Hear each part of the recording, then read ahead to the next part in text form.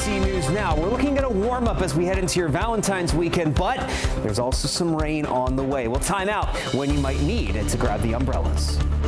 A former police chief who set fire to his enemies' homes is sentenced. I definitely forgive him. But at the same time, I don't think he's capable of rehabilitation. One victim, his own stepson, targeted 3 times. Partial government shutdown is imminent. It's all nonsense. Immigration at the center of budget battles, but ICE will not be impacted at all. The cost of love. We are helping you stretch your dollar on the price we will be paying for Day of Romance. You're watching the station covering all of the DMV. This is DC News Now. Hi, everyone. Thank you so much for joining us for DC News Now at 9. I'm Susan Tran. Chris Flanagan has the night off. Let's take a live look outside right now on this Friday night. It is a lovely sight out there, kind of calm as we look at the Washington Monument. Chilly out there, but we are set to see a warm up just in time for Valentine's Day. And we have our meteorologist, David Matson, joining us. Lots of plans out there. Lots of folks want to make sure they don't have to bring in an umbrella or just bundle up overly. Yeah, and it's been a few weekends since we've had some nice weather, right? Yes. We're due, and perfect timing, right, as we head into Valentine's weekend. So, folks, hopefully, whatever plans you got, they are scheduled for tomorrow. Sunday might be a little bit tough out there as we head into the end of the weekend. But here we go, those high temperatures today. I get it, folks. It didn't necessarily get warm just yet, especially after we saw some chillier air return on Thursday, but everybody managed to get back above freezing out there today. DC hit a high of 38, and we saw plenty more of the 40s as you went out across Virginia and even out toward the Allegheny front of western Maryland. Now it is turning into a chillier night after we had that sun set. Our temperatures have been steadily falling back into the 20s, and DC is not too far off, sitting right at the freezing mark. And as we get our day started tomorrow, yes, it will be a little bit crisp out there with those temperatures in the middle to upper 20s, but we are expecting plenty of sunshine and a favorable wind direction that's going to start to shoot our temperatures up to 40 degrees by the mid-morning, and then by tomorrow afternoon, we are well into the 50s. So that warmth is a very welcome sight as we try to enjoy our Valentine's Day, but it's also going to play a role in the storm that's expected on Sunday. We'll talk about when we could see some wet weather to end the weekend coming up in your full forecast here in just a bit. Damon, thank you. We are now following developing news out of Northern Virginia. A man shot at the Springfield Mall, and they have a suspect in custody. Investigators saying that they recovered this gun they believe was used in the attack. The gunman is accused of shooting the man while inside the mall, hitting him in the upper body.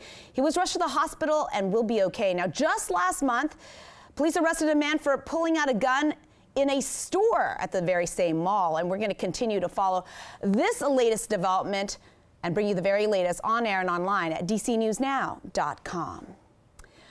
Now to this horrific hit-and-run crash in the district. A garbage truck drives into 2 women, killing one of them and then taking off. Investigators say they're now searching for the driver as well as a green and white truck with lettering on the side, the number 244, along with the WB Waste Solutions. The crash happened just after 2 in the Petworth neighborhood there at Upshur Street and Georgia Avenue. A former Maryland police chief will continue to spend the rest of his life in prison. Laurel's a top cop, sentenced in some high-profile arson cases in Montgomery County. But as DC News Now's Yamari Sase discovers, he's been torching homes of enemies for years. Yeah, well, over a 10-year span, former Laurel Police Chief David Crawford was targeting people he had issues with, including his very own stepson, by setting their homes on fire. He's currently serving 2 life sentences in Howard County, and today in Montgomery County, a judge sentenced him to 55 years. The finally out closer on the case is like a true godsend. Justin Sherstrom says he feels relief after his stepfather, former Laurel Police Chief David Crawford, was sentenced to 55 years for setting fire to 2 of his homes in Clarksburg. I definitely forgive him. But at the same time, I don't think he's capable of rehabilitation. The fires happened twice at their townhome on Majestic Elm Court in September 2016 and again in 2017, and then at their home on Peppervine Drive in November 2020. I didn't suspect him. Even with all the petty arguments and just back and forth over the years that occurred. Sherstrom was not the only victim.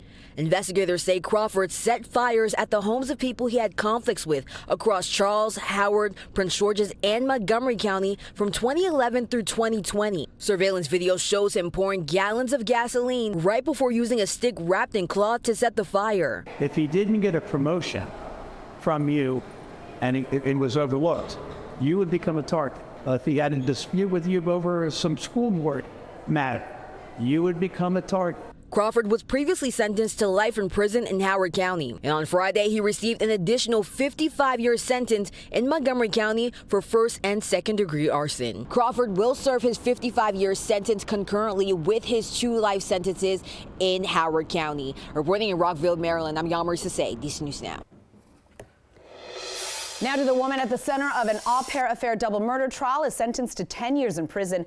The Brazilian live-in nanny getting the maximum sentence, this despite cooperating with prosecutors to help convict Brendan Banfield for the murder of his wife and another man. And coming up in our next half hour, DC News Now's Randy Bass was in that courtroom in Northern Virginia when the family of the man killed spoke for the first time.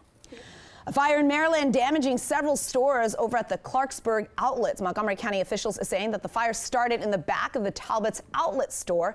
The 2 workers inside got out safely, and they say that 3 stores have water damage from the sprinkler systems, and they're working to learn what started the fire. The Department of Homeland Security is set to shut down at midnight. Democrats demanding reforms to immigration enforcement and failing to help GOP senators pass a funding package for the agency. Coming up in our next half hour, a full report from Capitol Hill on why this shutdown doesn't even impact ICE. Now to a very chaotic tax season for families in the district. Congress voting to force D.C. leaders to keep all of the tax cuts written in last year's budget, which will blow a massive multi-million-dollar hole in the district's revenue stream. And it's hitting right in the middle of our tax filing season. DC News Now's Marielle Carbone finds out what you should do if you've already filed. In the district, tax season is underway. I filed them about this past week. And Darren Johnson isn't alone. 38,000 residents and businesses have also filed. Their returns are now up in the air. Now I'm more worried of do I have to refile? Because that's a whole additional thing. This week, Congress voted on a disapproval resolution prohibiting D.C. from uncoupling its tax code from federal tax code. Decoupling is when a state or local government chooses not to replicate tax cuts at the local level. The vote means D.C. will have to rewrite its code in the middle of tax season. It's just a mess. D.C. Chairman Phil Mendelson believes the Senate acted too late.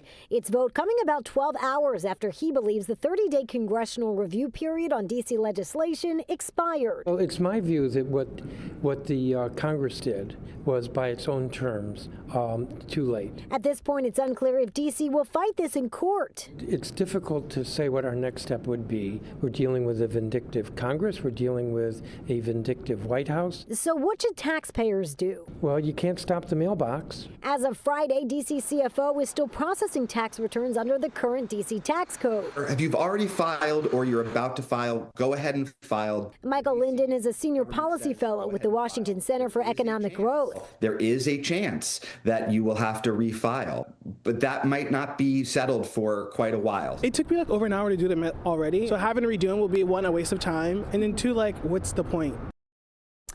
That is our Marielle Carbone reporting. By not letting D.C. collect taxes on things like tips or Social Security, local leaders say it'll cost the city about $700 million over the next few years, which could mean cuts to programs like the child tax credit.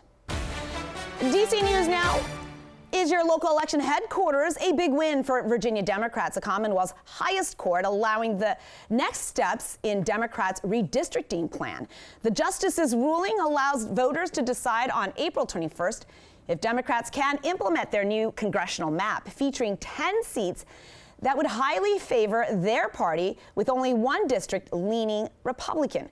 The GOP calling the efforts illegal, while Democrats argue President Trump started this mid-century redistricting effort when he demanded Texas carve out 5 Republican reliable seats. Supreme Court basically said what we've said all along, which is that Virginia voters will and should have the final say in redistricting Virginia. We're going to make the case to Virginians that this is unfair, this is unprecedented, and, quite frankly, it's against the law.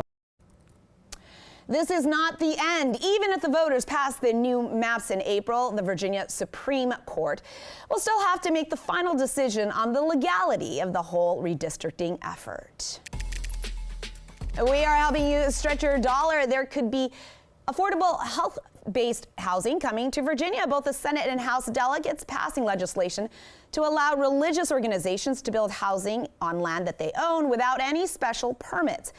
But the homes will be on the tax roll even if the organizations are tax exempt.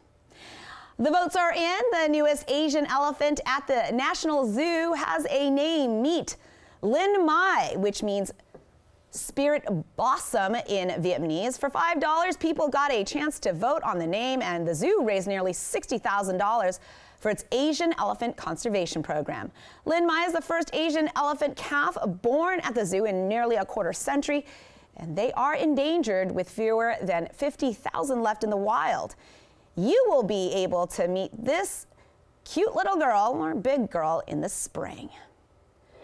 Coming up on DC News Now, dangerous health concerns along the Potomac that's been filled with millions of gallons of sewage, why the hazard is set to get even worse.